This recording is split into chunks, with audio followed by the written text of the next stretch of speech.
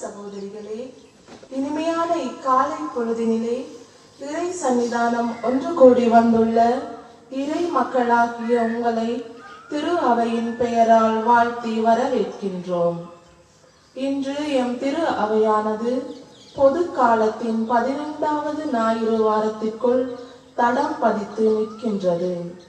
இன்றைய நாளில் உன் முழு இதயத்தோடும் முழு உள்ளத்தோடும் உன் கடவுளாகிய ஆண்டவரிடம் திரும்பு என்று இறைவன் நம்மை மனம் மாறி இறை கட்டளைகளுக்கு செவிமடுத்து அவற்றை கடைபிடித்து வாழ எமக்கு அழைப்பு விடுக்கின்றார். படைப்புகள் அனைத்திலும் தலைப்பேராகிய நம் ஆண்டவர் இயேசு கண்ணுக்கு புலப்படாத கடவுளின் சாயலாகவும் விண்ணில் உள்ளவை மண்ணில் உள்ளவை ஆட்சி புரிவோர் தலைமை தாங்குவோர் அதிகாரம் செலுத்துவோர் அனைவரும் அவராலே படைக்கப்பட்டவர்கள் எனவும் அனைத்தும் அவர் வழியாய் அவருக்காகவே படைக்கப்பட்டவை எனவும் அவர் சிலுவையில் சிந்திய இரத்தத்தினால் நாம் அனைவரும் மீட்பு பெற்று விடுதலை வாழ்வை சுவைத்திட திருவுளம் கொண்டார் எனவும் இன்றைய இறை வார்த்தைகள் எமக்கு எடுத்துரைக்கின்றன.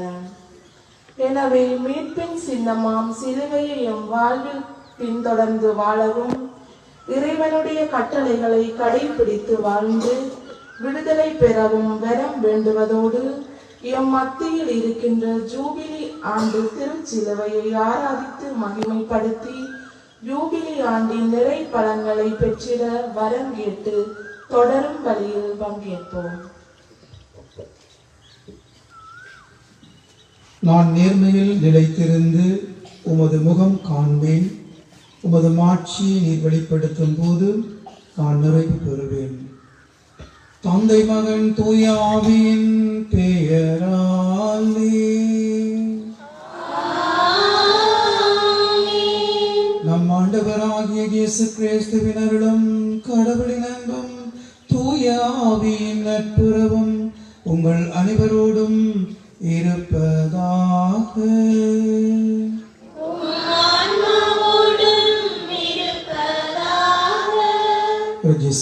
பிரியமான உறவுகளே, நாங்கள் பொது காலத்தின் 15வது வாரத்துக்குள் காலடி பதிக்கின்ற நாங்கள் இன்றைய இந்த நாளிலே மாபெரும் மகிழ்ச்சியூட்டும் நற்செய்தியாக எங்கள் மத்தியிலே திருச்சிலுவை அரங்கேற்றப்பட்டிருக்கின்றது. ஆண்டவருடைய அருளும் ஆசீரும் அவருடைய அன்பும் அவருடைய உறவும் எங்களோடு நிலைத்திருக்க வேண்டும் என்பதற்காக மீண்டும் ஒரு முறை இந்த பங்கு திரு அவையிலே ஆண்டவருடைய சிலுவை திருச்சிலுவை நிலைநாட்டப்படுகின்றது. நாங்கள் ஒவ்வொருவரும் உங்களுடைய குடும்பங்கள் ஒவ்வொன்றும் உள்ளங்கள் ஒவ்வொன்றும் ஆண்டவரை சிலுவையிலே அறைந்த பொழுது அவருடைய விழாவிலிருந்தும் கைகளிலிருந்தும் கால்களிலிருந்தும் அவருடைய திருமேனியில் இருந்தும் வழிந்தோடிய திரு இரத்தத்தினாலும் திருநீரினாலும் நாங்கள் ஒவ்வொருவரும் கழுவப்பட்டு ஆண்டவருக்குரியவர்களாக உரிமைப்போறு பெற்றவர்களாக வாழ நாங்கள் ஆண்டவரை பார்த்து நாங்கள் மன்றாடுவோம். மகிழ்ச்சியான இந்த நாளிலே நாங்கள் திருச்சிலுவையின் மகிமையிலே நாங்கள் பங்கு கொண்டு அவரோடு அவர்களை நாங்கள் நிலை பெற்று வாழ ஆண்டவரை பார்த்து மன்றாடுவோம். இன்று இந்த நாளிலே 15வது வாரத்தின் முதல் நாளாக இந்த ஞாயிற்றுக்கிழமையிலே ஆண்டவர் எங்களை இறை அன்போடு இணைத்து இறை உறவோடு வாழவும் பிறர் அன்போடு இணைத்து பிறர் அன்போடு நாங்கள் வாழவும் ஆண்டவர்களுக்கு அழைப்பு விடுத்தில் இருக்கின்றார். திருச்சிலுவையோடு நாங்கள் ஒப்புவிக்கப்பட்ட நாங்கள் திருச்சிலுவைக்கு எங்களை ஒப்புக் கொடுத்த நாங்கள் ஒவ்வொருவரும் இறை அன்போடும் பிறர் அன்போடும் வாழ்ந்து திருச்சிலுவைக்கு சான்று பகரும் உள்ளங்களாக நாங்கள் வாழ மாறை பலியிலே இறைவனை பார்த்து மன்றாடுவோம். இந்த பலியிலே கலந்த முறையிலே எங்களுடைய உள்ளங்கள் ஒவ்வொன்றையும் ஒப்புக் கொடுக்க நாங்கள் சில தவறுகள் குற்றங்கள் குறைகள் அனைத்தையும் நினைத்து அவற்றிற்காக மனம் பெருந்து அன்பு தந்தையிடம் மன்னிப்பு வேண்டுவோம். எல்லாம் வல்ல இறைவனிடமும் சகோதரி சகோதரி நான் பாவியதை சொல்லுகிறேன்.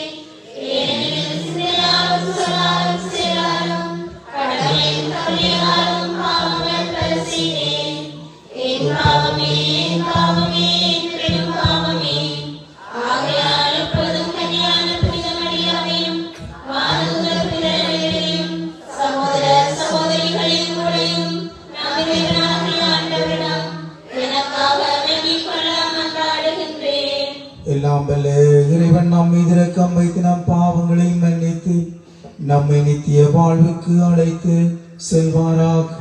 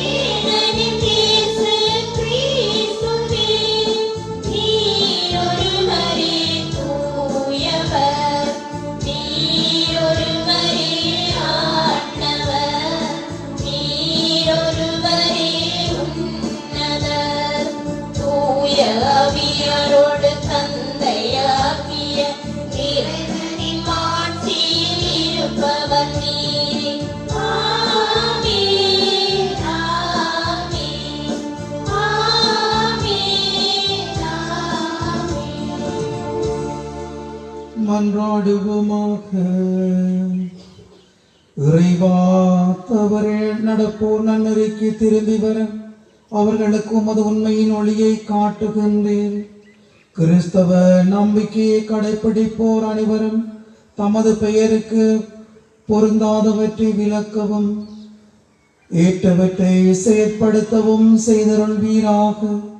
உம்மோடு பரிசுத்த ஆவியின் ஐக்கியத்தில் வாழ்ந்து ஆட்சி செய்கின்ற அவர் வழியாக உம்மை மன்றாடுகின்றோம்.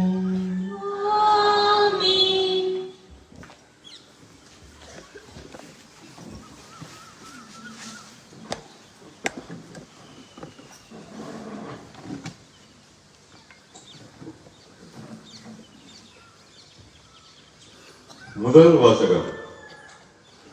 நீ அதை நிறைவேற்றுமாறு வார்த்தை உனக்கு மிக அருகில் உள்ளது.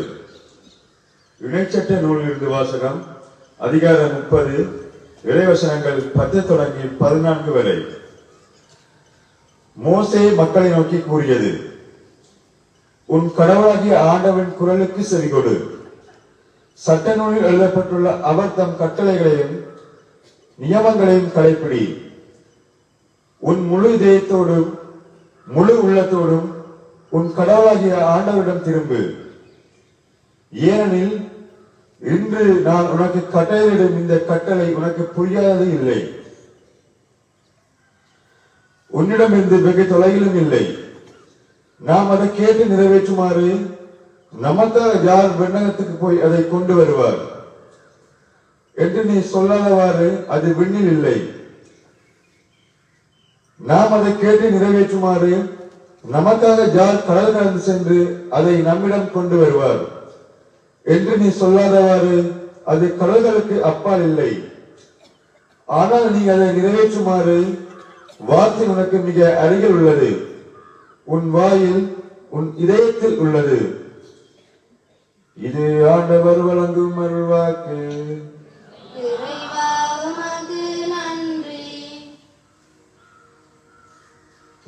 பதிலுரை பாடலுக்கு உங்கள் பல்லவியாக கடவுளை நாடி தேடுவோரே உங்கள் உள்ளம் ஊக்கமடைவதாக.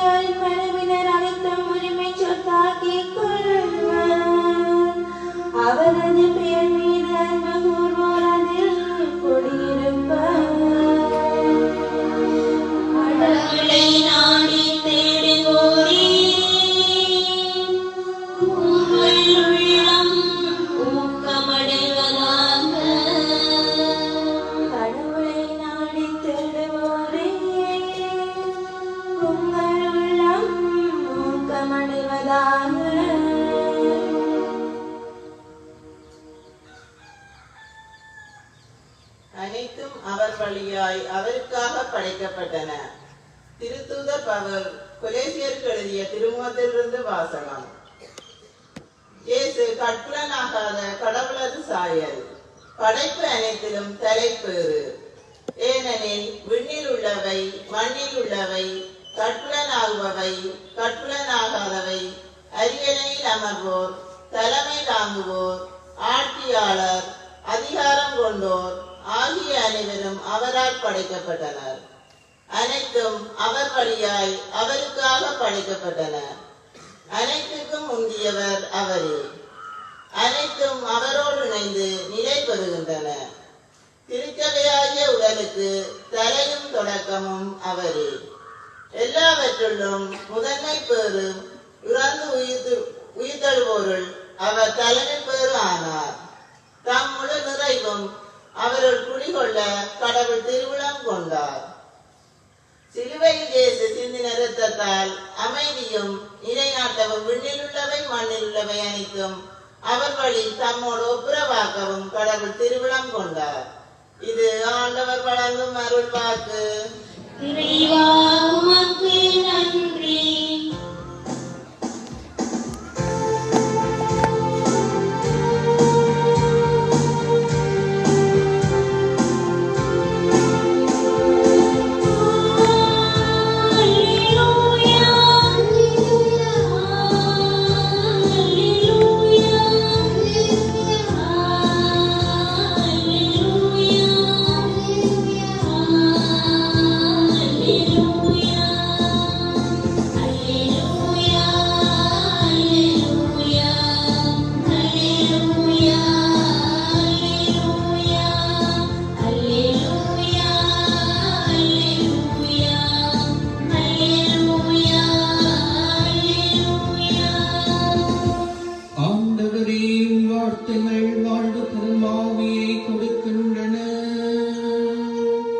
நிலை வாழ்வழைக்கும் வாழ்த்துகள் உம்மிடம் தாழே உள்ளன. அல்லேலூயா.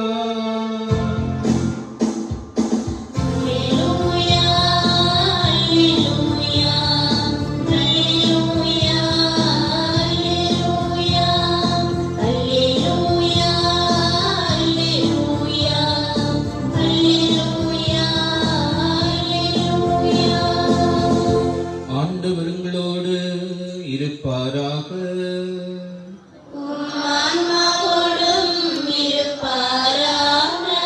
புனித லூக்கா எழுதிய பரிசுத்த நற்செய்தியிலிருந்து வாசகம்.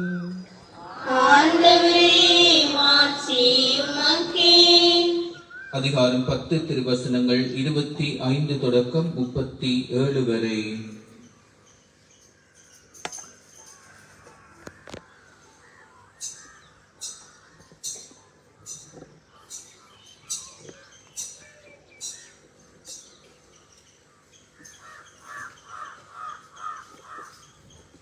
அக்காலத்தில் திருச்சட்ட அறிஞர் ஒருவர் எழுந்து இயேசுவை சோதிக்கும் நோக்குடன், போதகரே, நிலை வாழ்வை உரிமையாக்கிக் கொள்ள நான் என்ன செய்ய வேண்டும் என்று கேட்டார். அதற்கு இயேசு, திருச்சட்ட நூலில் என்ன எழுதியிருக்கின்றது? அதில் நீர் என்ன வாசிக்கின்றீர் என்று அவரிடம் கேட்டார்.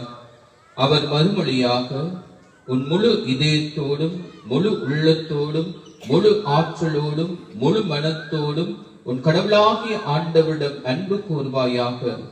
உன் மீது நீ அன்பு கூர்வது போல் உனக்கு அடுத்திருப்பவர் மீதும் அன்பு கூர்வாயாக என்று எழுதியுள்ளது என்றார். இயேசு, சரியாய் சொன்னீர், அப்படியே செய்யும், அப்பொழுது வாழ்வீர் என்றார். அவர் தம்மை நேர்மையாளர் என காட்ட விரும்பி, எனக்கு அடுத்திருப்பவர் யார் என்று இயேசுவிடம் கேட்டார். அதற்கு அவர் மறுமொழியாக கூறிய உவமை, ஒருவர் எருசலேமிலிருந்து எரிக்கோவுக்கு போகும் போது கள்வர் கையில் அகப்பட்டார். அவருடைய ஆடைகளை அவர்கள் உரிந்து கொண்டு அவரை அடித்து குற்றுயிராக விட்டு போனார்கள். குரு ஒருவர் தற்செயலாக அவ்வழியே வந்தார். அவர் அவரை கண்டதும் மறுபக்கம் விலகிச் சென்றார். அவ்வாறே லேவியர் ஒருவரும் அவ்விடத்துக்கு வந்து அவரை கண்டதும் மறுபக்கமாக விலகிச் சென்றார்.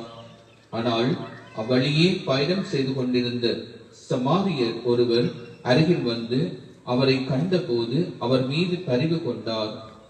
அவர் அவரை அடங்கி காயங்களில் திராட்சை மதுவும் எண்ணெயும் வார்த்து அவற்றை கட்டி தாம் பயணம் செய்த விலங்கின் மீது ஏற்றி ஒரு சாவடிக்கு கொண்டு போய் அவரை கவனித்துக் கொண்டார். மறுநாள் 2 தெனாரியத்தை எடுத்து சாவடி பொறுப்பாளரிடம் கொடுத்து, இவரை கவனித்துக் கொள்ளும், இதற்கு மேல் செலவானால் நான் திரும்பி வரும்போது உமக்கு தருவேன் என்றார். கள்வர் கையில் அகப்பட்டவருக்கு இம்மூவருள் எவர் அடுத்திருப்பவர் என உமக்கு தோன்றுகின்றது என்று இயேசு கேட்டார்.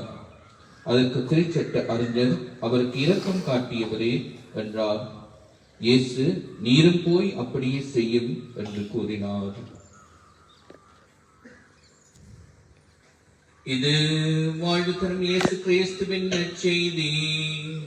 கிறிஸ்துவே உமக்கு புகழ். கிறிஸ்து இயேசுவில் பிரியமானவர்களே, இன்று நாங்கள்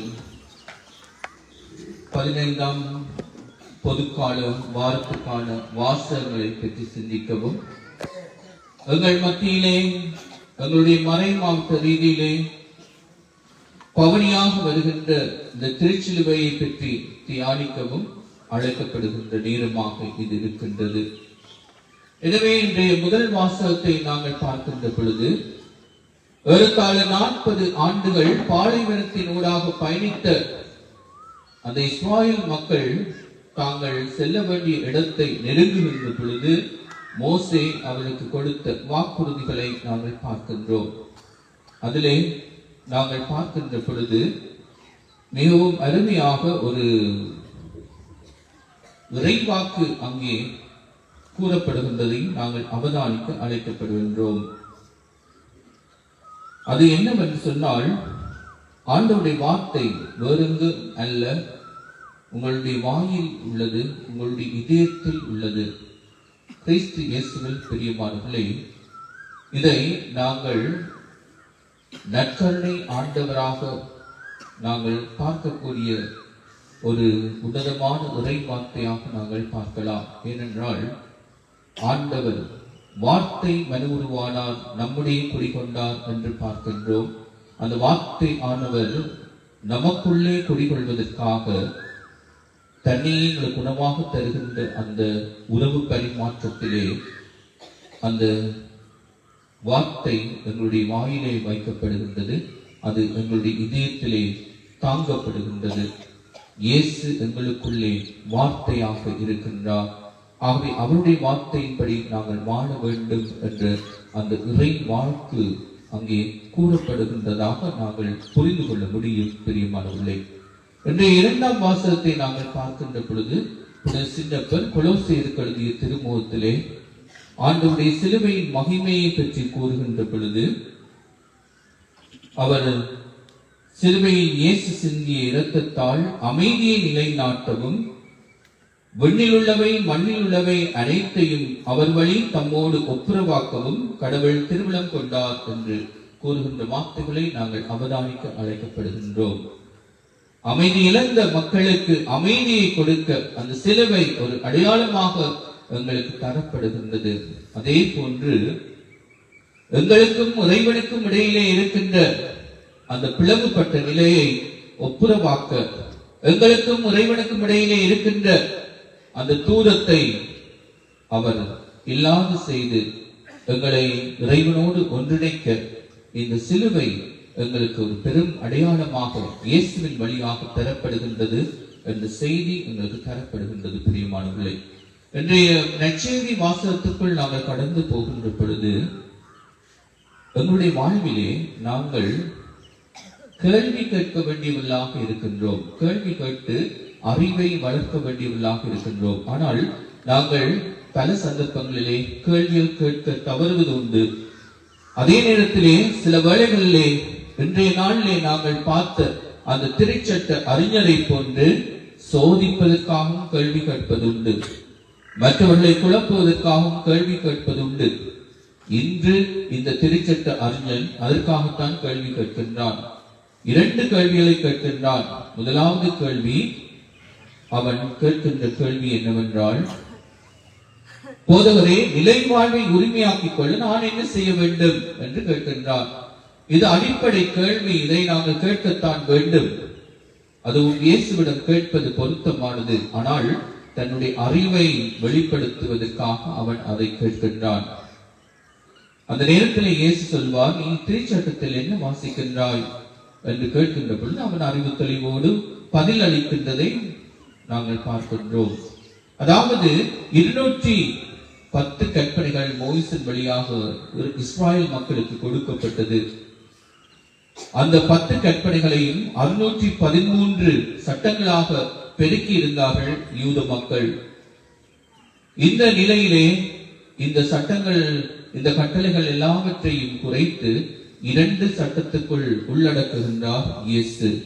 அந்த உள்ளடக்குகின்ற அந்த அன்பின் கட்டளையில்தான் இன்று இந்த திருச்சட்ட அறிஞன் ஒத்துக்கொள்கின்ற திருச்சட்டத்தின் முழுமை, திருச்சட்டத்தின் வெளிப்பாடு என்னவென்று கூறுகின்ற வார்த்தைகள். அதாவது உன் கடவுளாகிய ஆண்டவரை உன் முழு உள்ளத்தோடும் முழு அறிவோடும் முழு ஆன்மாவோடும் அன்பு செய்வாயாக, உன்னை நீ அன்பு செய்வது போல் உன் அயலானையும் அன்பு செய்வாயாக என்ற அந்த 2 கட்டளைகள், கடவுள் அன்பு பிறர் அன்பு.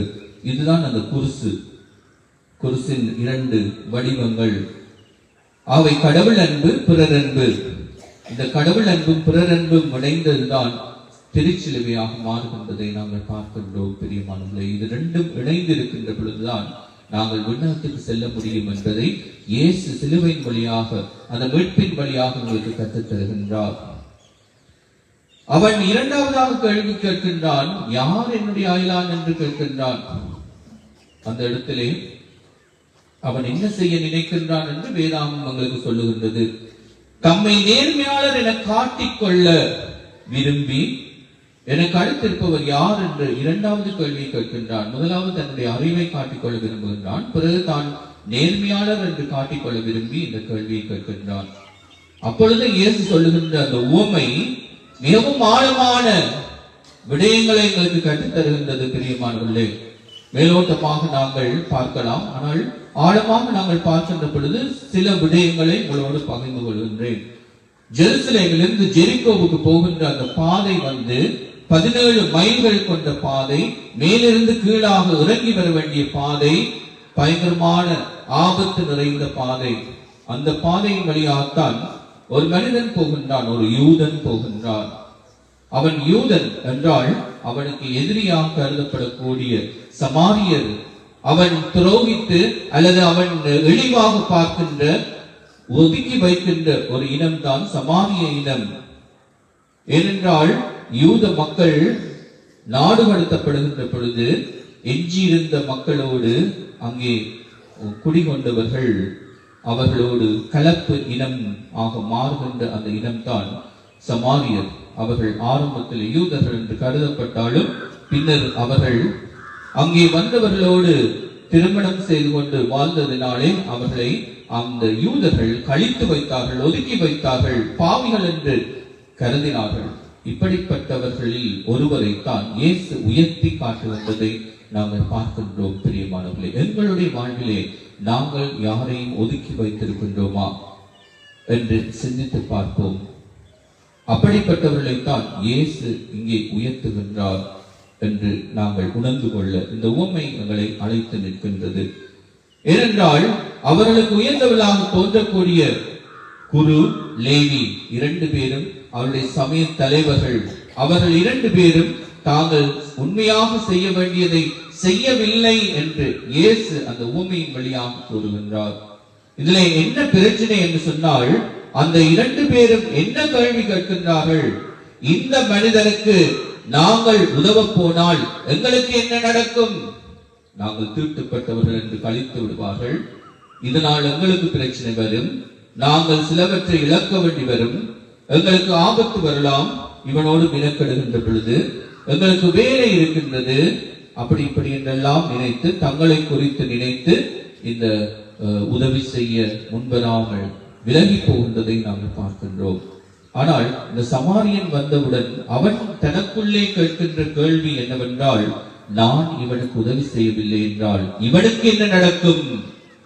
நான் இவனுக்கு இந்த நேரத்திலே உதவி செய்யவில்லை என்றால் இவனுக்கு என்ன நடக்கும் என்று அந்த பாதிக்கப்பட்ட அந்த மனிதன் குறித்து சிந்திக்கின்றதை நாங்கள் பார்க்கின்றோம். அதனால் தான் அவன் உடனே செயல்படுகின்றான். கட்டாயமாக நான் இவருக்கு உதவி செய்ய வேண்டும் என்று முனைகின்றார், விரைகின்றார், செயல்படுகின்றார். பிரியமானவர்களே, நாங்கள் எந்த நிலையில் இருக்கின்றோம்? அண்மையில் எங்கள் மத்தியிலே பாப்பரசராக இருந்து இறந்த பாப்பரசர் பிரான்சிஸ் அவர்கள் அடிக்கடி சொல்வாராம், ஒவ்வொரு நாளும் நாங்கள் எழுந்தவுடன் நாங்கள் ஒரு கேள்வியை கேட்க வேண்டும். அந்த கேள்வியிலே 2 விடைகள் அங்கே காத்திருக்கின்றது. நாங்கள் இன்று நல்ல சமாரியனாக இருக்க போகின்றோமா அல்லது வெறும் பார்வையாளர்களாக இருக்க போகின்றோமா என்று ஒவ்வொரு நாளும் காலை பொழுதிலே எழுந்தவுடன் எங்களை நாங்கள் கேட்க வேண்டும் என்று பரிசுத்த பாப்பரசர் அமரர் பிரான்சிஸ் அவர்கள் அடிக்கடி சொல்வதாக கூறப்படுகின்றது. பிரியமானவர்களே, ஒரு 12 வயது நிரம்பிய ஒரு சிறுவன், ஒரு தாழ்ந்த ஒரு இனத்தை சேர்ந்தவனாக கருதப்படுகின்ற ஒரு இனத்தில் இருந்து பிறந்தவன், அந்த 12 வயது சிறுவனை ஒரு பெரிய பணக்காரன் தனக்கு வேலைக்காக அமர்த்தி வைத்திருக்கின்றார்.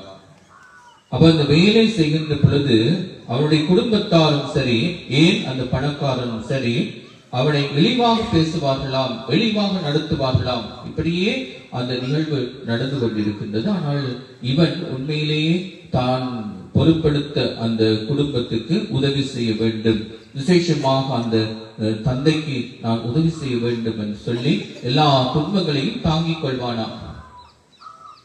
அப்படி இருக்கின்ற பொழுது ஒரு நாள் இந்த முதலாளி, இந்த பெரும் பணக்காரன் நோய்வாய்ப்பட்டு கோமா ஸ்டேஜுக்கு போகின்றார். கோமா ஸ்டேஜுக்கு போனால் அவர் படுத்த படுக்கையாக மாறுகின்றார். அந்த நிலையிலே அவருடைய வீட்டார், அவருடைய மனைவி, பிள்ளைகள் எல்லாம் அவரை புறக்கணிக்க ஆரம்பிக்கின்றார்கள், ஒரு சுமையாக பார்க்க ஆரம்பிக்கின்றார்கள். ஆனால் இந்த 12 வயது நிரம்பிய அந்த சிறுவன் அந்த இயலாத நிலையில் இருக்கின்ற அந்த தன்னுடைய முதலாளிக்கு தொடர்ந்து உதவி செய்கின்றான். அதை ஏதோ ஒரு விதமாக அவதானிக்கின்ற அந்த முதலாளி அவருடைய முகத்தில் இருந்து கண்ணிலிருந்து கண்ணீர் வடியுமாம். நான் எவ்வளவு தூரம் இவனை இழிவாக பேசியிருப்பேன், எவ்வளவு தூரம் இவனை புறக்கணித்திருப்பேன். ஆனால் என்னுடைய மனைவி, பிள்ளைகளை உயர்ந்தவர்களாக கருதி இருந்தேன், அவர்கள் என்னை புறக்கணிக்கின்றார்கள். ஆனால் இவனோ எனக்கு உதவி செய்கின்றான் என்று சொல்லி அவன் மிகவும் வருந்தினானாம், கண்ணீர் வடித்தானாம்.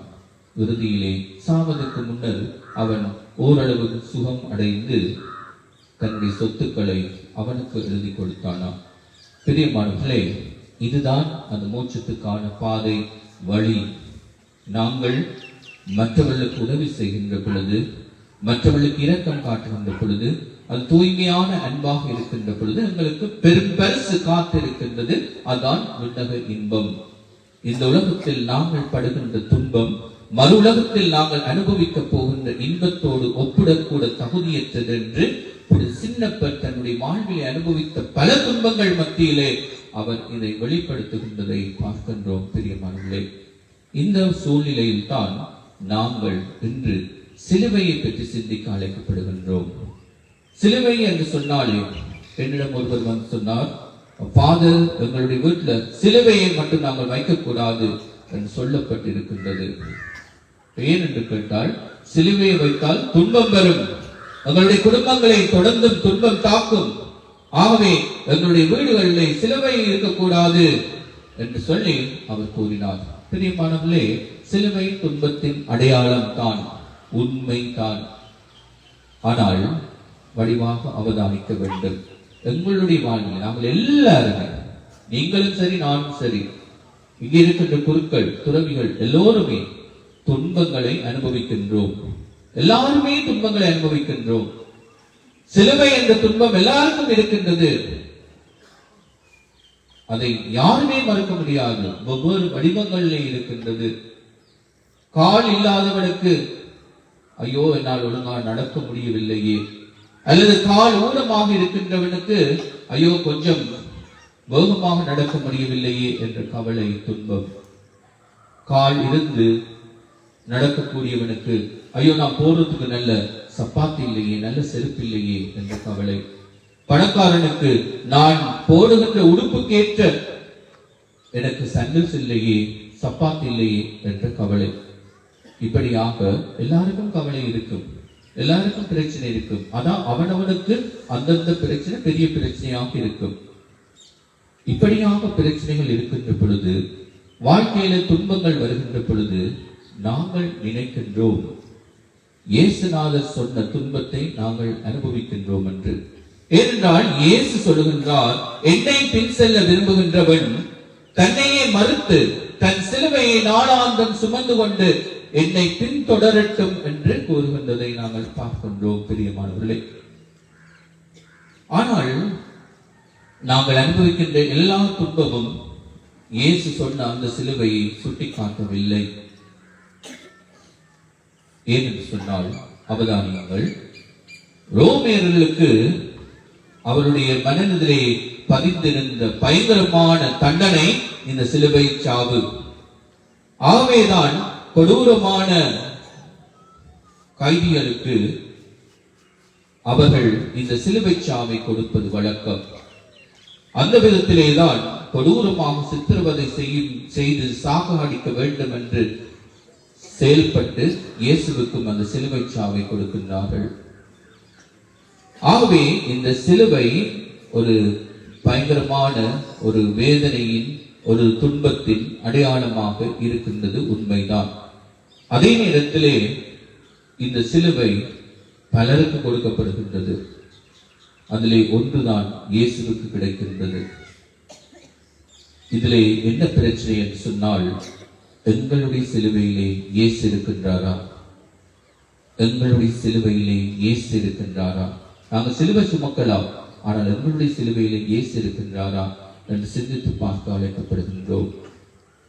பிரியமானவர்களே, இதை சிந்தித்து பார்த்தால் பல சிலுவைகள் மத்தியிலே, பல துன்பங்கள் மத்தியிலே நாங்கள் எதற்காக துன்பப்படுகின்றோம்? குடிச்சு போட்டு அடிபடுறதால சிறைச்சாலையில துன்பப்படுறவனும் இருக்கின்றான், வைத்தியசாலையில துன்பப்படுறவனும் இருக்கின்றான். அவனும் சிலுவைத்தான், அவனுக்கும் சிலுவைத்தான். சிந்தித்து பாருங்கள். அந்த குடும்பம் துன்பத்திலே இருக்கும். நான் சில வழிகளில் உங்களோடு பகிர்ந்திருப்பேன். இன்னும் ஒரு இடத்திலே, எந்த இடம் என்று கூற முடியும். முல்லைத்தீவிலே நான் இருந்த பொழுது அங்கே ஒரு ஆசிரியர், ஆண் ஆசிரியர், அவரோடு உரையாடுகின்ற பொழுது அவர் வேதம் ஆனால் பூசைகளுக்கு வாரதில்லை, வேதம் ஆனால் கத்தோலிக்கம் ஆனால் பூசைகளுக்கு வாரதில்லை. ஒரு இளம் மேத்ஸ் மாஸ்டர். அவர் என்ன செய்தார் சொன்னால், அவருக்கு நான் ஒரு கட்டத்துல கொஞ்சம் பழக தொடங்கின பிறகு அவர்கிட்ட கேட்டேன், ஏன் சார் நீங்கள் பூசைகளுக்கு வாரதில்லை என்று கேட்ட பொழுது அவர் சொன்னார், சுனாமியில என்னுடைய குடும்பத்தை சேர்ந்த இத்தனை பேர் அவர்கள் இறந்து விட்டார்கள். எங்களுடைய வீடு கோயிலுக்கு பக்கத்துல தான் இருந்தது, கோயில் கடற்கரைக்கு பக்கத்துல தான் இருந்தது.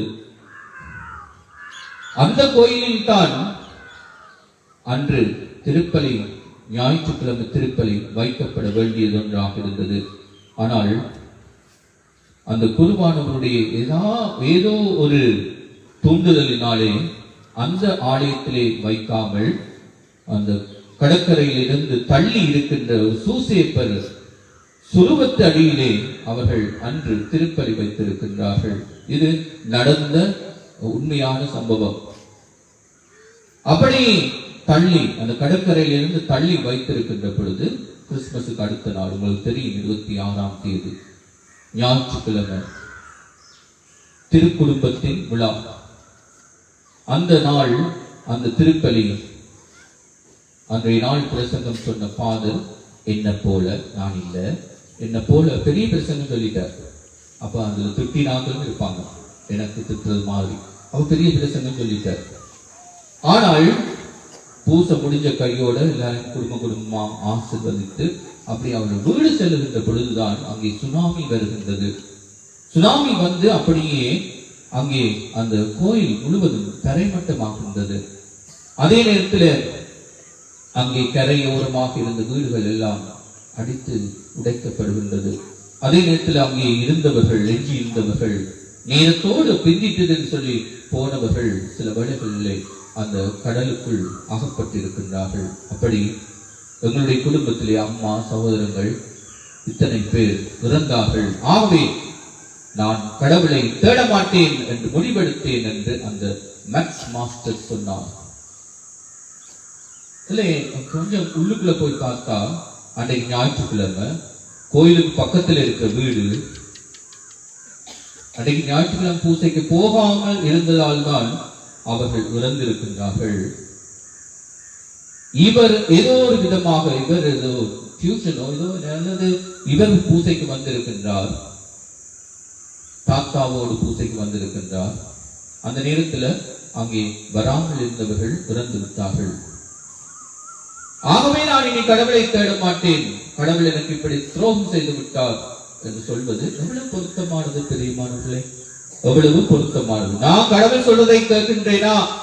ஆண்டவருடைய வார்த்தையின்படி வாழ நினைக்கின்றேனா? ஆண்டவரை நான் தேட நினைக்கின்றேனா? அவரை தேடாமல் எனக்கு கஷ்டம் வந்த பிறகு, துன்பம் வந்த பிறகு ஆண்டவரை நொந்து கொள்கின்றேன், பழியை ஆண்டவரிலே தூக்கி போடுகின்றேன். இதுதான் நம்மளுடைய வாழ்விலே நடக்கின்றது பிரியமானவர்களே. பல துன்பங்களை நாங்கள் அனுபவிக்கின்ற பொழுது அதுக்கு காரணம் நாங்கள் ஆண்டவருடைய வார்த்தையின்படி வாழாமல் அந்த துன்பங்களை அனுபவிப்போம். குடிக்கின்றவனுக்கு ஒரு நாளும் கடவுள் சொல்ல மாட்டார், குடிடா, குடிமகனே குடி, உந்த குடும்பத்தை சிதை, உன்னுடைய கிராமத்தை அழி, நீ மற்றவனுக்கு தொன்மாதிரியாக இரு என்று ஒரு நாளும் கடவுள் சொல்ல மாட்டார். ஆனால் குடிக்கிறாங்க, குடியா குடிச்சு இன்னைக்கு சிதைஞ்சு போறாங்க, நாசமா போறாங்க, குடும்பத்தை அழித்து, உறவுகளை அழித்து எல்லாம் அழிஞ்சு போகின்றது. ஆனால் பழியை கொண்டு போய் எங்க போறது? கடவுளை போட்டுட்டு, துன்பங்களுக்கான பழியை கடவுள்கிட்ட போட்டுட்டு இனி கோயிலுக்கு வர மாட்டேன், பூசைக்கு வர மாட்டேன்னா அப்படியே குடும்பமாக அப்படியே நிற்கிறது. இப்படி ஆண்டவரை நாங்கள் எப்படி ஏமாற்ற நினைக்கின்றோம் என்று சிந்தித்து பார்ப்போம். பிரியமானவர்களே, இதிலே என்ன உண்மை என்பதை நாங்கள் இயேசுவோடு சிலுவையில் அறைந்த அந்த மனிதர்கள் மூலமாக அறிந்து கொள்ளலாம். அந்த இடது பக்க கள்வன் நான் சொன்ன மனிதரை போல அவர்கள் என்ன செய்தார்கள் சொன்னால், அந்த இடது பக்க கள்வன் தனக்கு நேர்ந்த துன்பங்களுக்கு பழியை கடவுளை போடுகின்றான். ஆகவே கடவுளை நொந்து கொள்கிறான். நீ கடவுளின் மகன் என்றால் எங்களை காப்பாற்று என்று கூறுகின்றான். ஆனால் வலது பக்க கள்வன் என்ன சொல்லுகின்றான்? அவன் துன்பத்தை தான் அனுபவிக்கின்றான். அவன் இயேசுவினுடைய துன்பத்தை அனுபவிக்கவில்லை, இயேசுவின் சிலுவையை சுமக்கவில்லை. ஆனால் அவன் தன்னுடைய சிலுவையை சுமக்கின்ற பொழுது ஒரு காரியத்தை செய்கின்றான். அதைத்தான் நாங்கள் செய்ய அழைக்கப்படுகின்றோம். என்ன காரியம் தான்? சரண்டர், தன்னை கையளித்தல், தன்னுடைய துன்பத்தை கையளித்தல். எங்களுடைய வாழ்விலே நாங்கள் அனுபவிக்கின்ற துன்பங்கள் அது எங்களுடைய பிரச்சனையால, நாங்கள் கடவுளை மறந்து வாழ்ந்ததால வந்த துன்பமாக இருக்கலாம். ஆனால் ஆண்டவரிடம் ஒப்படை, ஆண்டவரிடம் அர்ப்பணி, உன்னுடைய வாழ்வை மாற்றிக்கொள்ள முயற்சி செய், அப்பொழுது ஆண்டவர் உன்னை தாங்கிக் கொள்வார். பிரியமானவர்களே, இதுதான் ஆண்டவருடைய விருப்பமாக இருக்கின்றது. ஆகவே அந்த வலது பக்க கள்வன் எங்களுக்கு அவன் கற்றுத்தருகின்ற செய்தி, மோட்சத்துக்கு போற வழியை அவன் கற்றுத்தருகின்றான். இந்த மறைநூல் அறிஞன் கேட்ட கேள்விக்கு அவன் பதில் சொல்லுகின்றான், தன்னுடைய வாழ்வினாலே பதில் சொல்லுகின்றான். உனக்கு கடவுள் மீது அச்சமே இல்லையா? இன்றைக்கு கடவுள் எங்களை பார்த்து கேட்கின்றார், உங்களை அல்ல, இங்கே வராதவர்களை பார்த்து கேட்கின்றார், உங்களுக்கு கடவுள் மீது அச்சமே இல்லையா? இன்றைக்கு ஞாயிற்றுக்கிழமை பூசை எங்கள் மத்தியிலே இயேசு எங்களுக்காக இறந்து, எங்களுக்காக தன்னுடைய உயிரை அர்ப்பணித்து எங்களை மீட்ட அந்த சிலுவை எங்கள் மத்தியிலே வருகின்றது என்று தெரிந்தும் நாங்கள் படுத்து உறங்குகின்றோமா அல்லது வேறு காரியங்களுக்கு முக்கியத்துவம் கொடுக்கின்றோமா? பிரியமானவர்களே, இதை நாங்கள் சிந்திக்க அழைக்கப்படுகின்றோம். அந்த கடவுள் அச்சம் என்று இல்லாமல் போகின்றது. கடவுள் மீது அச்சமே இல்லையா என்று நீயும் நானும் தண்டிக்கப்படுவது முறையே, ஏனென்றால் நாங்கள் பாவம் செய்தோம். அதுதான் அந்த புண்ணியம். எங்களுடைய வாழ்க்கையை நாங்கள் அனுபவிக்கின்ற துன்பங்களை எங்களுடைய பாவங்களுக்காக, இந்த உலகத்தின் பாவத்துக்காக நாங்கள் ஒப்புக் கொடுக்க வேண்டும். அதுதான் புண்ணியமாக மாற்றுகின்ற வழி. அதை செய்கின்ற பொழுது அவன் கடைசியில சொல்லுகின்றான், ஆண்டவரே, என் ஆட்சி உரிமையோடு வரும் பொழுது என்னை நினைவு கூறுவது சரண்டர். ஆண்டவரிடம் சரணடைதல். அவன் சரணடைகின்ற பொழுது இயேசு சொல்லுகிறார், இன்றிரவே நீ என்னோடு வான்வீட்டில் இருப்பாய். வான்வீட்டுக்கு போவது எப்படி என்று அவன் காட்டி தருகின்றான். ஒரு கள்வனிடமிருந்து நாங்கள் பாடத்தை கற்றுக்கொள்வோம். எங்களுடைய வாழ்விலே துன்பங்கள், அந்த துன்பங்களை ஆண்டவருக்காக ஒப்புக் கொடுப்போம். எங்களுடைய பாவங்களுக்காக ஒப்புக் கொடுப்போம். மீட்பின் கருவிகளாக அவற்றை மாற்றுவோம். அதன் வழியாக ஆண்டவரிடம் சரணடைந்து அவருடைய மீட்பிலே பங்கெடுப்போம். தந்தை, மகன், தூய ஆவியாரின் பேராலே ஆமென்.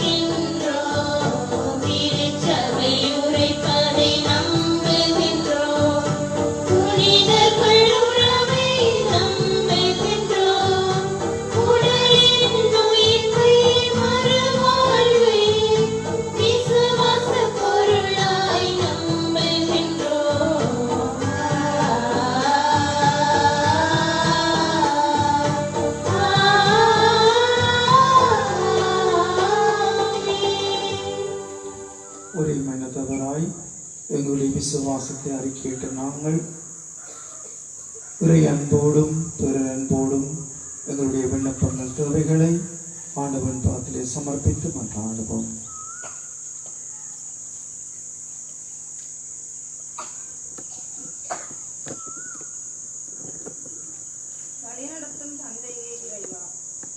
திரு அவையினை வழிநடத்த நீர் தேர்ந்து கொண்ட திருத்தந்தை, ஆயர்கள், குருக்கள், துறவிகள் மற்றும் பொதுநிலை பணியாளர்கள் அனைவரும் தமக்கு வழங்கப்பட்ட இறை அழைப்புக்கு பிரமாணிக்கமாக வாழ்ந்து இறை மக்களை ஆன்மீக பாதையில் வழிநடத்தி செல்லும் நல்லாயர்களாக திகழ வேண்டுமென்று இறைவா உம்மை மன்றாடுகின்றோம்.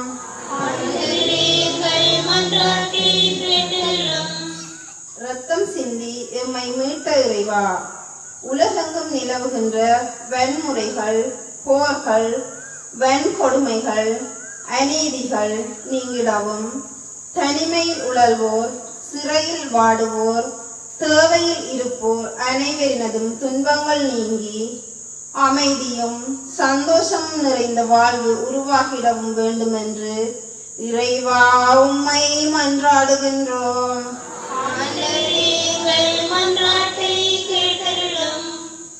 அன்பு தந்தையே, நாங்கள் அனைவரும் இறை கட்டளைகளை கடைபிடித்து அதன்படி வாழவும் முழு இதயத்தோடும் முழு உள்ளத்தோடும் இறைவனுக்கும் அயலவருக்கும் உகந்த கிறிஸ்தவ குடும்பங்களாக எம் குடும்பங்களை கட்டியெழுப்பவும் பிறரன்பு செயல்களால் எம் வாழ்வை நிறைத்திடவும் அருள் தர வேண்டும் என்று இறைவா உம்மை மன்றாடுகின்றோம்.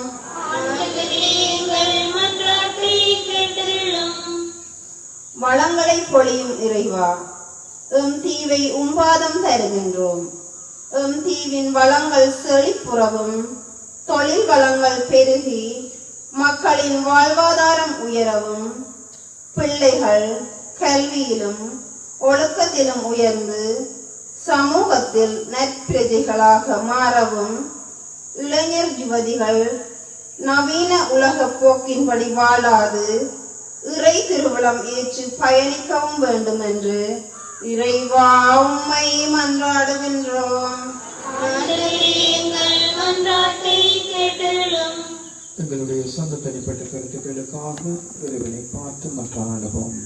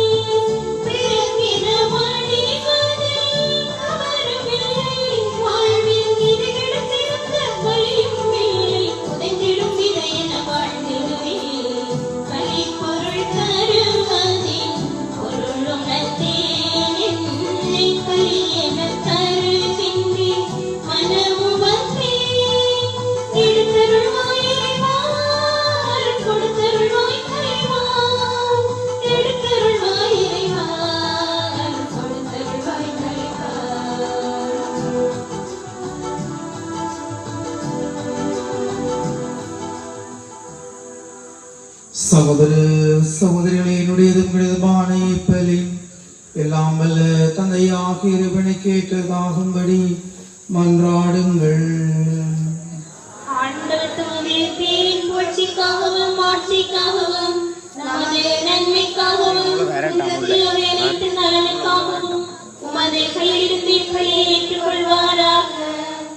ஆண்டவரே, உம்மை நோக்கி மன்றாடும் திரு அவையின் காணிக்கைகளை கண்ணோக்கி அருளும்.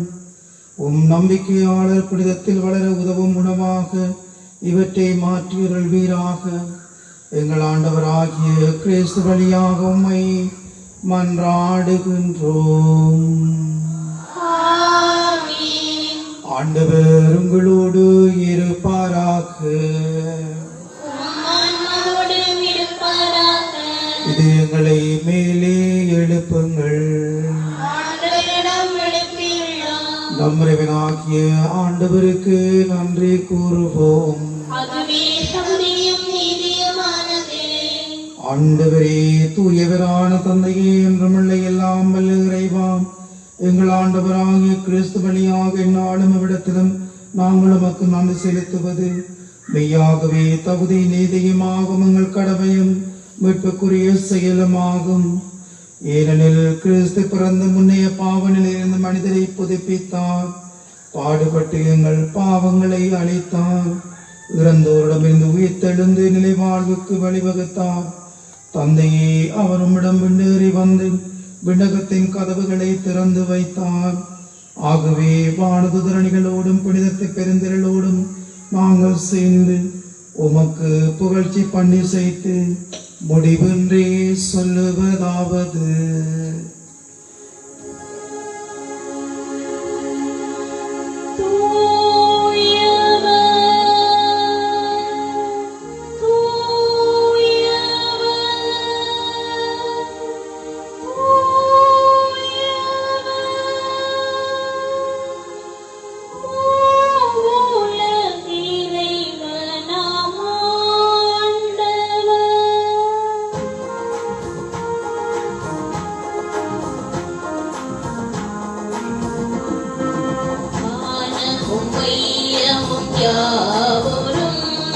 மாட்சிமையானிரைந்துள்ளன உன்னத கல்லிலோ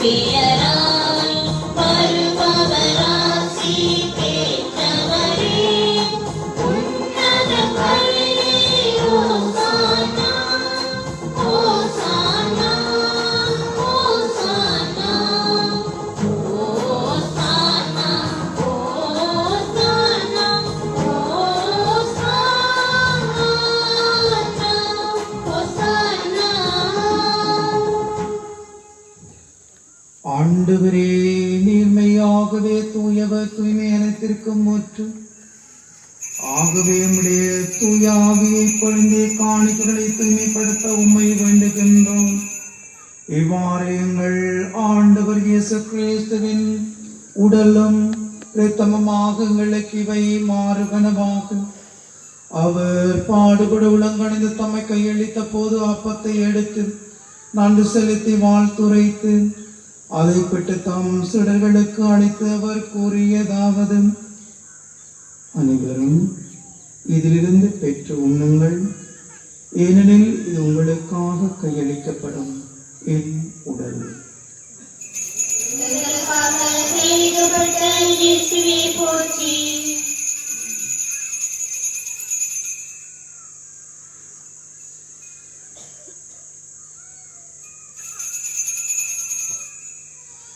அவனுமே இரவு விருந்தை அருந்திய பின் கிண்ணத்தையும் எடுத்து மீண்டும் உமக்கு நன்றி கூறி தம் சுடர்களுக்கு அழைத்து அவர் கூறியதாவது: அனைவரும் இதிலிருந்து பெற்று பருகுங்கள், எனது புதிய நிலையான உடன்படிக்கைக்குரிய இரத்தத்தின் கிண்ணம். இது பாவ மன்னிப்புக்கென்று உங்களுக்காகவும் பலருக்காகவும் சிந்தப்படும். இதை என் நினைவாக செய்யுங்கள்.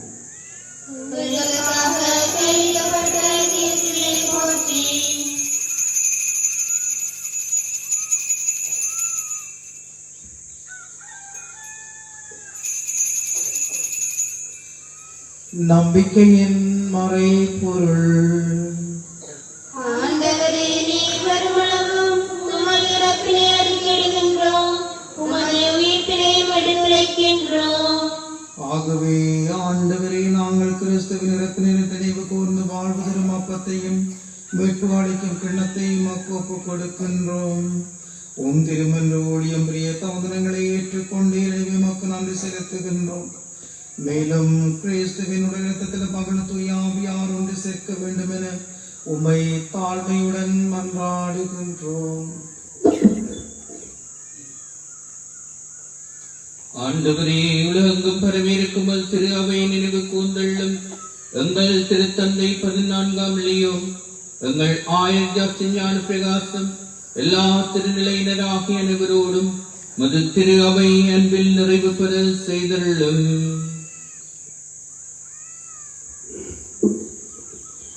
மேலும் உயிர்களும் குழந்தைகளும் எங்கள் சகோதர சகோதரிகளையும் பிறந்தோர் அனைவரையும் இரக்கத்துடன் நினைவு கூர்ந்து உமது திருமுக ஒளியினுள் ஏற்றருளும். எங்கள் அனைவர் மீதும் இரக்கமாயிரும். கடவுளின் கன்னி தாயான புனித மரியா, அவருடைய கணவரான புனித யோசேப்பு, புனித திருத்தூதர்கள், இவ்வுலகில் மக்கு வந்தவராயிருந்தோர் ஆகிய புனிதர் அனைவரோடும் நாங்கள் நிலை வாழ்வில் பங்கு கொள்ளும் தகுதி பெற்று உந்திரும் மகன் இயேசு கிறிஸ்து வழியாக உம்மை புகழ்ந்தேத்தும் வரமருள உம்மை மன்றாடுகின்றோம்.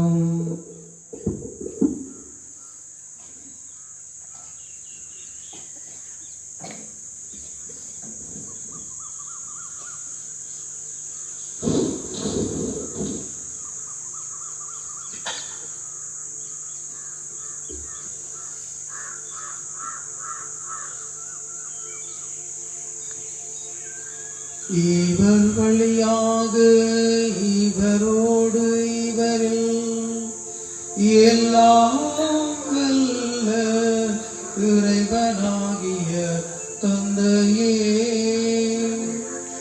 தூய ஆவியாரின் ஒன்றிப்பில் எல்லா புகழும் மாட்சியும் என்றென்று உமக்கு உரியதே.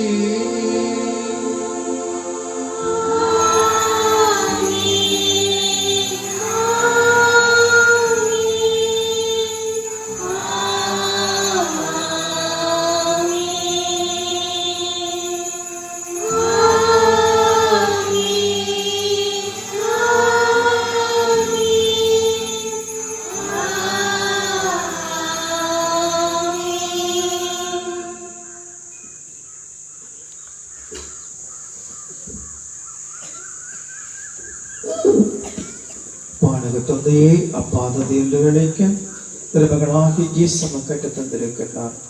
உயிருள்ள உடலாகவும் இரத்தமாகவும் பலிப்பிடத்தில் வீட்டிற்குள் இயேசுவோடு சேர்ந்து நாங்களும் இறை தந்தையை நோக்கி மன்றாடுவோம்.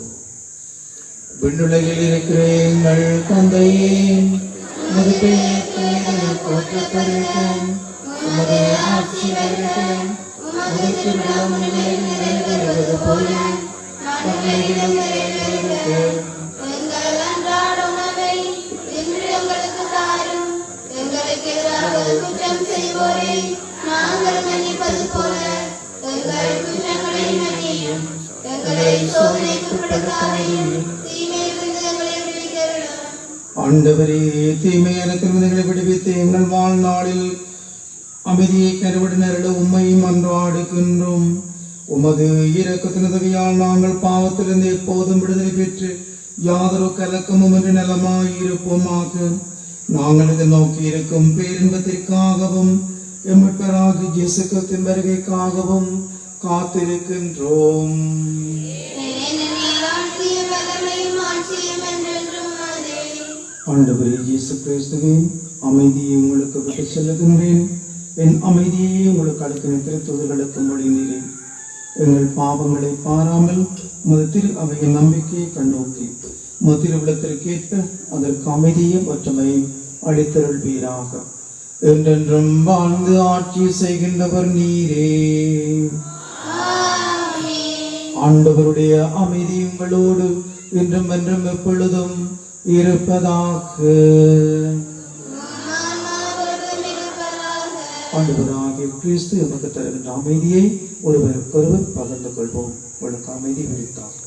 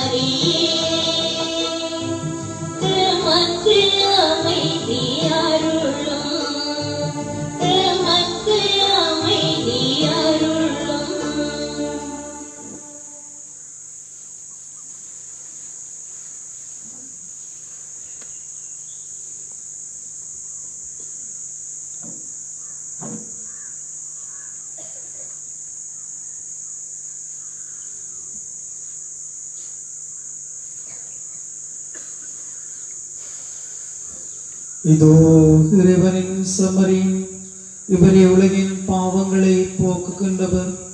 சிலுவையின் மூலம் எங்களுக்கு மீட்பை தந்த கிறிஸ்து, இவருடைய திருவிருந்திற்கு அழைக்கப்பெற்று நாம் ஒவ்வொருவரும் பேறு பெற்றோம்.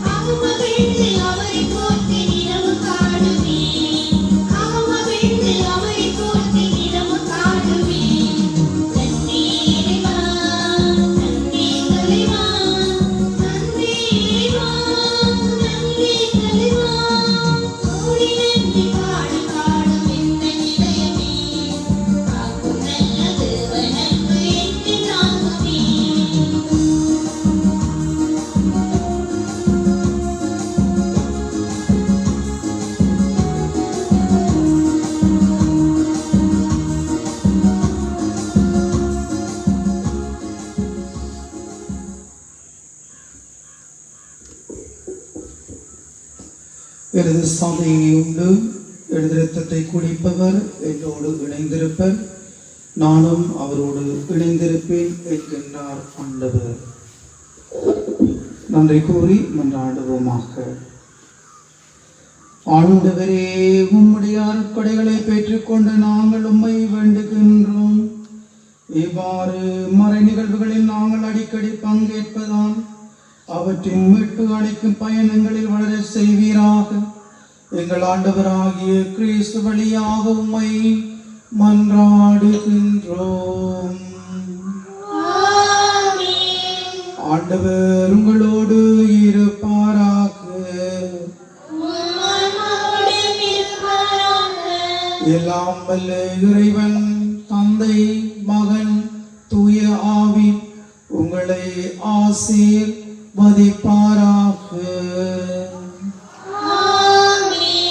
இறைவன் தகின்ற அன்பிலும் சமாதானத்திலும் மகிழ்ச்சியிலும் சென்று வாழுங்கள். இறைவனுக்கு நன்றி.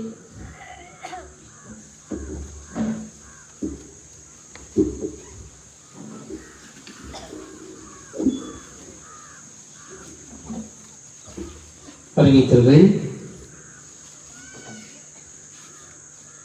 16ஆம் தேதி புனித யாகப்பராதிய கொடியேற்றமாக இருக்கும்.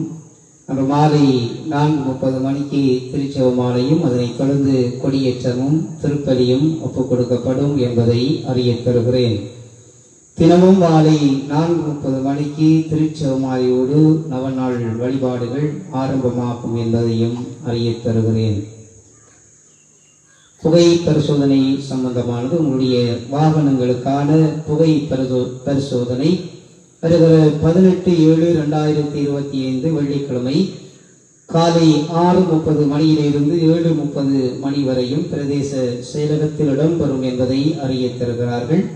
எனவே இதை பயன்படுத்தி உங்களுடைய வாகனங்களை பரிசோதனை செய்யும்படியாக கேட்டுக் கொள்ளப்படுகிறீர்கள். புனித யோவானியார் ஆலய அருட்பணி சபை கூட்டம் இன்று மாலை 5 மணிக்கு இங்கே இடம்பெறும் என்பதை அறியத் தருகிறேன். வருகிற ஞாயிற்றுக்கிழமை மேற்பு பணி பேரவையினுடைய கூட்டமாக இருக்கும். ஒவ்வொரு ஆலய நிர்வாகத்தினுடைய செயலாளர்கள், பொருளாளர்கள் இந்த கூட்டத்திலே பங்கெடுக்க வேண்டும்.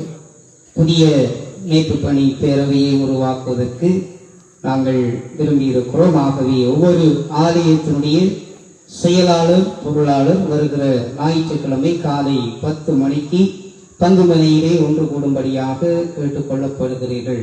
ஒவ்வொரு ஆலயங்களிலும் இருக்கக்கூடிய அருள்பணி சபையினுடைய செயலாளர்கள், பொருளாளர்கள் இந்த கூட்டத்திலே பங்கெடுத்து மேற்பு பணி பேரவையாக இயங்குவார்கள். எனவே தயவு செய்து ஒவ்வொரு ஆலயத்தினுடைய செயலாளர்களும் பொருளாளர்களும் இந்த கூட்டத்திலே தவறாது சமூகம் கொடுக்கும்படியாக அன்போடு கேட்டுக்கொள்ளப்படுகிறீர்கள். ஏற்கனவே உங்களிடத்திலே பாப்பரசர் நிதிக்கான படிவம் கொடுக்கப்பட்டிருக்கிறது. இதுவரையும் கொடுக்காதவர்கள் 2-3 வரியங்கள் இதுவரை கொடுத்திருக்கிறீர்கள். கொடுக்காத வரியங்கள் புதன்கிழமைக்கு முன்பதாக திருத்தந்தையினுடைய நிதியை சேகரித்து தரும்படியாக அந்நிய பொருளாளர்களை அன்போடு கேட்டுக்கொள்ளுகிறேன். சோதரங்களில் மறைந்த ஆயரும் மண்ணின் மைந்தனும் ஆகிய அமரர் ராயப்பு யோசேப் ஆண்டகனுடைய நினைவாக நாங்கள் நடத்துகின்ற விளையாட்டு நிகழ்ச்சி இந்த ஆண்டிலே 2ஆம் முறையாக நடைபெற இருக்கிற பொழுது ஏற்கனவே விளையாட்டு அணிகள் ஏலம் மூலமாக தெரிவு செய்யப்பட்டிருக்கிறது. அது உங்களுக்கு தெரியும். ஆகவே இன்றைய நாளிலே தெரிவு செய்யப்பட்ட அணிகளுக்கான அணி தலைவர்களுக்கான கூட்டம் 5:30 மணிக்கு பங்குமனையிலே இடம்பெறும் என்பதை அறிய தருகிறேன். ஏற்கனவே 20 அணித் தலைவர்கள் இருக்கிறீர்கள். உங்களுடைய அணியினுடைய உப தலைவரையும் அழைத்து கொண்டு இந்த கூட்டத்திலே இன்று மாலை 5:30 மணிக்கு இங்கே சமூகம் கொடுக்கும்படியாக அன்போடு கேட்டுக்கொள்ளப்படுகிறீர்கள். புனித மரியன்னை ஆலயத்தில் நாள்தோறும் 3 மணிக்கு சிறப்பான பணிகள் இடம்பெற்று வருவதால் அனைத்து பங்கு மக்களையும் இதிலே கலந்து கொண்டு ஆலய வளவை துப்புரவு செய்யும்படியாக அன்போடு கேட்டுக்கொள்ளப்படுகிறீர்கள். சோதரங்களே, இந்த யூபிலி சிலுவை எங்களுடைய பங்குக்கு வந்திருக்கிறது. இன்றைய நாளிலே இந்த யூபிலி சிலுவையை நாங்கள் கேட்ட பொழுது எங்களுக்கு வழங்கிய எங்களுடைய மறை மாவட்டத்தினுடைய குரு முதல்வருக்கு எங்களுடைய நன்றிகளையும் பாராட்டுகளையும் கூறி நிற்கிறோம். சிறப்பாக இந்த திருப்பதியை தொடர்ந்து சிலுவை ஆராதனை இடம்பெறும். இது யூபிலி ஆண்டிலே ஆசீர்வதிக்கப்பட்ட சிலுவையாக எங்களுடைய பங்குக்கு அனுப்பி வைக்கப்பட்டிருக்கிறது. ரோமாபுரியிலே யூபிலியினுடைய சிலுவை நிறுவப்பட்டிருக்கிறது. அதனுடைய அடையாளமாக இந்த சிலுவை எங்களுக்கு வழங்கப்பட்டிருக்கிறது.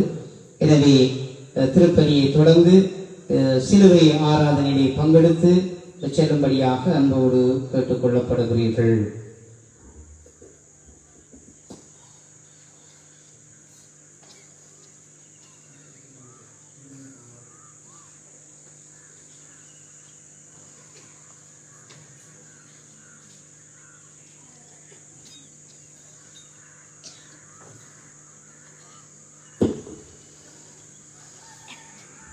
சகோதரங்களே, எங்களுடைய 2024ஆம் ஆண்டிலே தேசிய மறைக்கல்வி போட்டியிலே பங்கெடுத்து 3 பிள்ளைகள் தங்க பதக்கத்தை பெறுகிறார்கள். அந்த 3 பிள்ளைகளுக்கான தங்க பதக்கத்தை இப்பொழுது நாங்கள் வழங்கி கௌரவிக்க இருக்கிறோம். அந்த வகையிலே அனட் கிசானா தேசிய மட்டத்திலே நடந்த 2024ஆம் ஆண்டிலே தங்கப்பதக்கத்தை வென்று எங்களுடைய பங்குக்கு பெருமையை சேர்த்திருக்கிறார். எனவே அவரை அன்போடு நாங்கள் அழைக்கிறோம். இந்த தங்கப்பதக்கத்தையும் அவருக்கான சர்டிபிகேட்டையும் எங்களுடைய அருள் தந்தை சோபன் அடிகளாரும் அருள் தந்தை ஏக்கப்படிகளாரும் வழங்கி கௌரவிப்பார்கள்.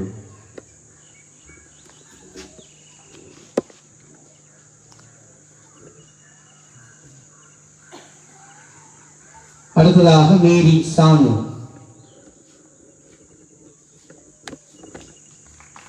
சகாய அனுஜா, இந்த 3 பிள்ளைகளும் எங்களுடைய பங்கிலே தங்கப்பதக்கத்தை வென்று தேசிய மட்டத்திலே இவர்கள் சாதனை படைத்திருக்கிறார்கள்.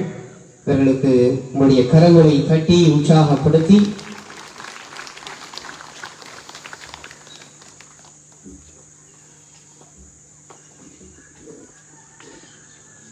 அனுஜா